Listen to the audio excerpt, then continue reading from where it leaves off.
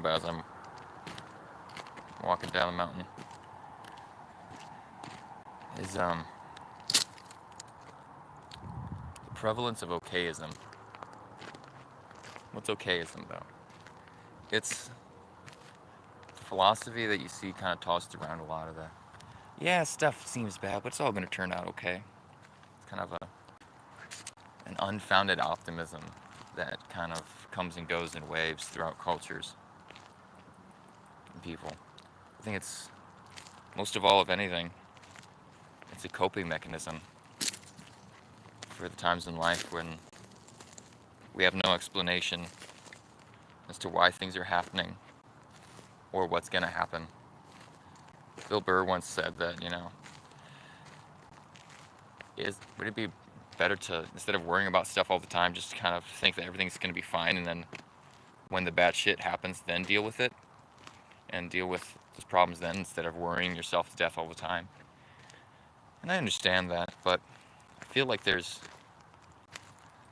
a danger in Okayism, thinking that no matter what, oh, it's just going to be fine. That, whatever the consequence is, you'll be able to deal with it. It's like, no, some stuff is, it's not going to be okay. You can't let it happen.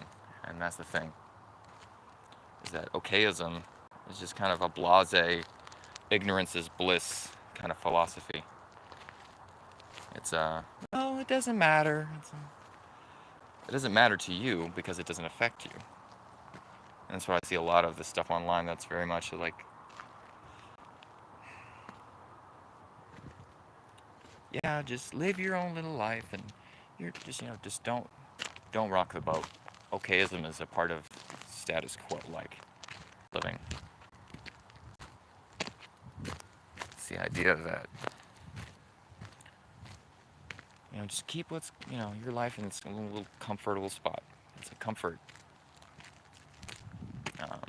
zone philosophy. One of never stepping outside and seeing everything as the same, undifferentiated, and not being able to tell the difference or have any discernment about the good and the useful versus the harmful and the bad. That's why I really do enjoy some of Plato and early, or I guess not even early, just Greek philosophies. Their focus on determining the good. What is the good?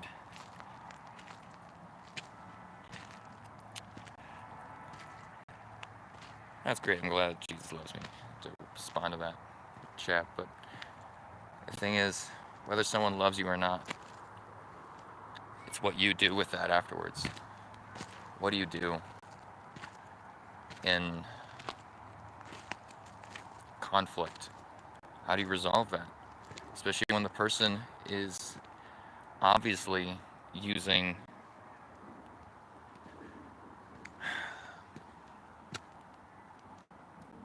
your own ignorance as a way to get an upper hand on you, so that way they can use you. Because there are a lot of people that, no, it's not a lot of people. There's a small subsection of people that do cruel things for gain, do cruel things for the joy of it. Comedians making fun of people simply and because they want to be able to laugh and have some fun. Oh, it's okay, just take a joke, buddy. No, maybe you shouldn't learn. You should learn how to not be mean. You should learn how to not be an asshole. Ever think about that? I used to enjoy comedy. I used to watch Kill Tony. I used to watch that type of stuff. And then I realized he's just a hurtful person. Sometimes he helps people, but mostly he's just a very mean, egotistical person, full of himself, unable to see reality for what it is, and thinking he's the shit when he's really just a very small man. A very small man making big jokes at other people's expenses. And yeah, they go into his show so that way they can tell their jokes and possibly be made fun of or critiqued. But it doesn't make it any more right. Just because something is a joke doesn't mean it's not hurtful or that it's not harmful.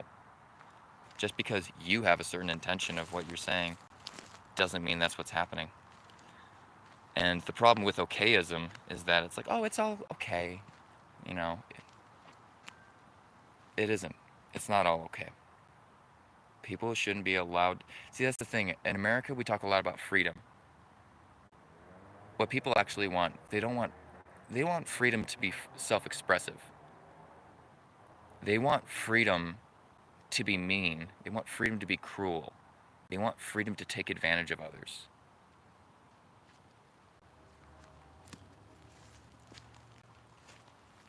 So, and it's a very sad thing that we've gotten used to a culture of okayism, that like both sides matter. No, they don't. If one side is accepting and loving, and the other side is cruel and gains off of the suffering of others, that needs to be corrected. That should not go on. Both sides are not of equal value. It's a fallacy that's worked its way into the logic of our country. And it's sad that now that okayism is the philosophy of the majority. As long as it doesn't affect me, it's fine. As long as, well, that wasn't too bad, was it? Maybe have some empathy. Put yourself in the other person's shoes. Put yourself in the shoes of the victim, and it won't seem so nice. It won't seem like it's okay. I don't know. I feel like the opposite side of it is, as I was saying, that kind of a unfounded optimism that used as a coping mechanism, so that way we can just escape into it. Instead of dealing with our problems, we escape into thinking that no matter what, it's all just gonna work out in the end, no matter what. Yada, yada, yada. I don't have to vote. I don't have to do any political activism. I don't have to tell people about things. People can just live their life. Maybe. Maybe. We shouldn't allow the freedom to be cruel, though. We shouldn't allow the freedom to exploit. We shouldn't allow the freedom to harm others. And that's why we have laws against murder and stuff.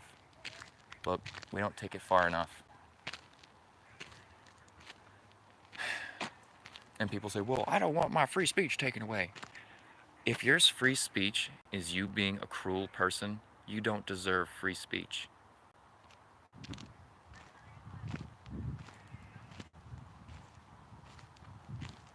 If you can't act with empathy and understanding what the consequences of what you're doing, you don't deserve freedom.